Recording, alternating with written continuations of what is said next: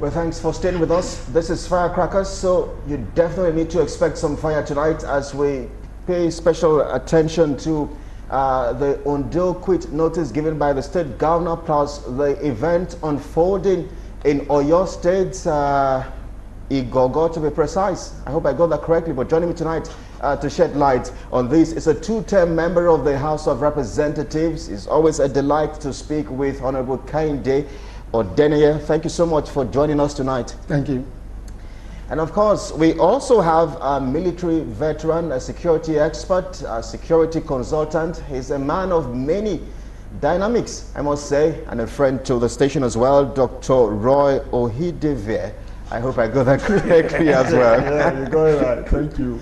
Well, gentlemen, we'd like to thank you so much for coming tonight on the show. We also need to point out, just before we went on set, Dr. Roy, we confirmed that your parents, your mother is... My mother is Fulani. My dad is Edo. Whoa. So how do you mix it up?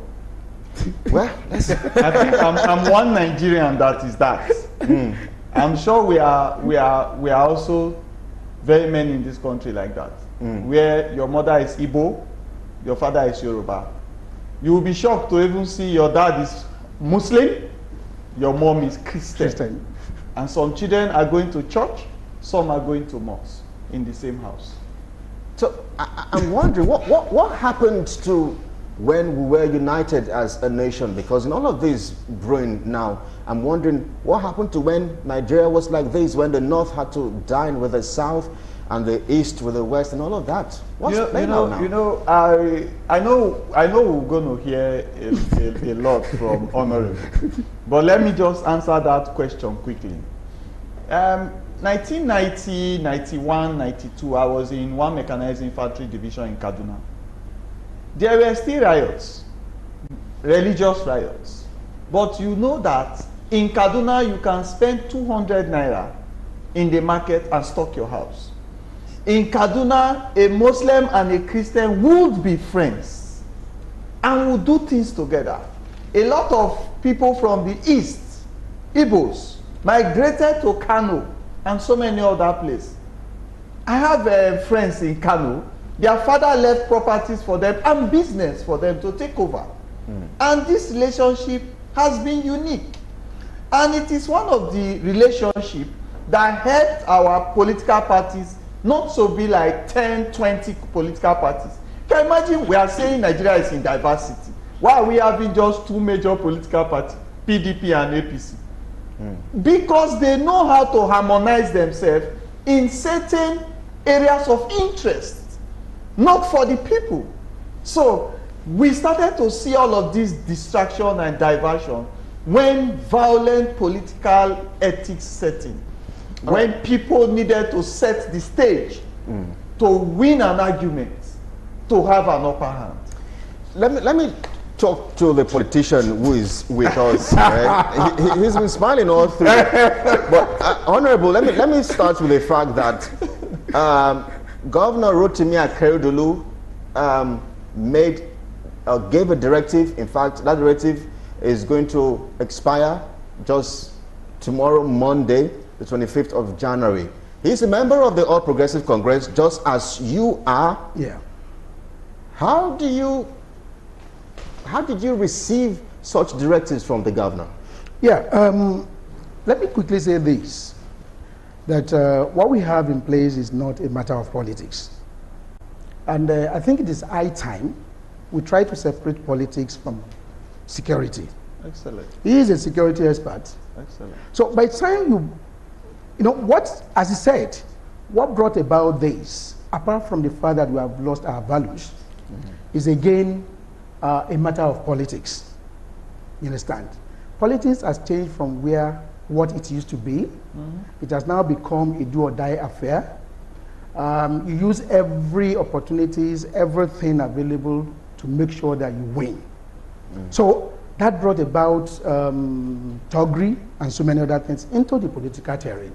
And that's why you see a lot of people not wanting at all to even join politics. But that is aside. The issue on ground about the call by the governor of Ondo State is overdue.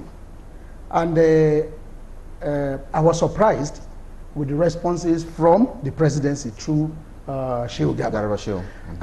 I would say I said I'm surprised because I wouldn't have expected such from the presidency. At the same time, I'm not surprised because even when the farmers were killed in Borno State, the same Shehu Garba came out to say that the farmers did not take permission before going to their farms.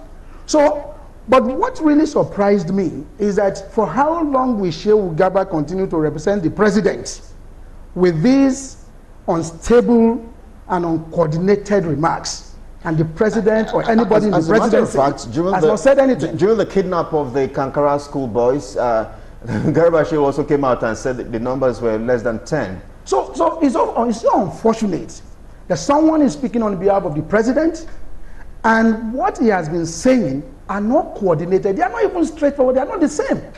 And the president is silent. That is where my worry is. In Ondo State, several killings, several kidnappings, several things have happened, and no one case has actually been concluded. No person in all this has been prosecuted.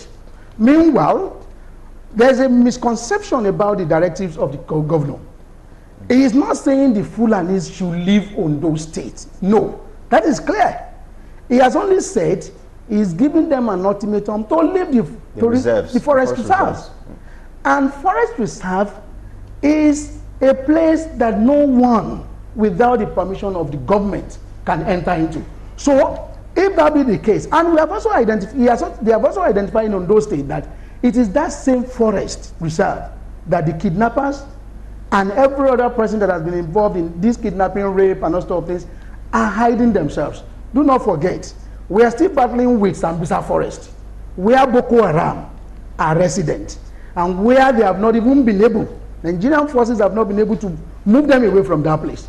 They come into the town, do whatever they want to do, and run back to that same forest. So if we are not careful, this same forest in Ondo State will be an hibernation for these people. And that is why he has said, leave that place, come outside. That place is not meant for grazing. Come outside here, let us know who and who are involved in herding. And another thing is that, you see, a lot of people have made so much comments and all sorts of things. He has met with the Meati Allah people. He has had meetings with them, according to the information I have. Not just once, not twice. Even before this final call was made, he still met with them. So if they are saying they are not the people involved, but they should accept the fact that there are some people that have come into them and they are criminals. Nobody is calling Fulani criminals. That has to be taken well. You understand? But there are criminal elements in the people that are involved in all these situations. And that is what the governor is saying. And he has the right to do that. All right, Honorable, we will come to that because just yesterday in the news as well, one of our correspondents in Kaduna sent an information where a particular sheikh in the northern part of the country met with some Fulanis and armed militias and all of that. And then the reports from the Fulanis and the armed militias are that their welfare has not been taken into consideration. They have been neglected. I'm wondering if, maybe I should put this question across to you. Do you think that the Fulanis are a group of persons who have been neglected, whose welfare has not been given a lot of holistic consideration? Do you even think as well that maybe they've just been sidelined over the years or marginalized over the years? Okay, let me tell you one thing. Part of our deliverables in governance for the last 20 to 30 years in Nigeria is neglect. We have neglected the educational sector.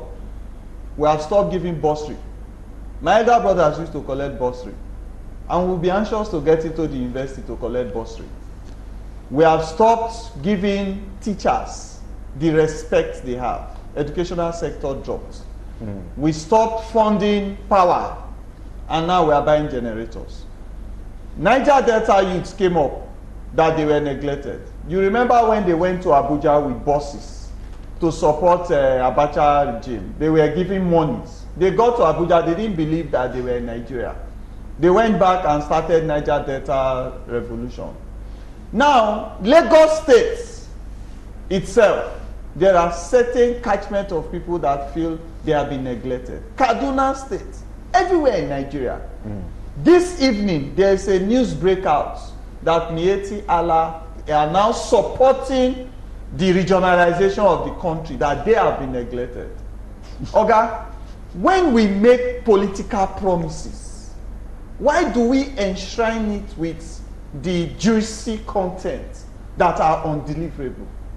When I tell you undeliverable, it means that I've given somebody opportunity to bring in a power supply to Nigeria, generators, solar.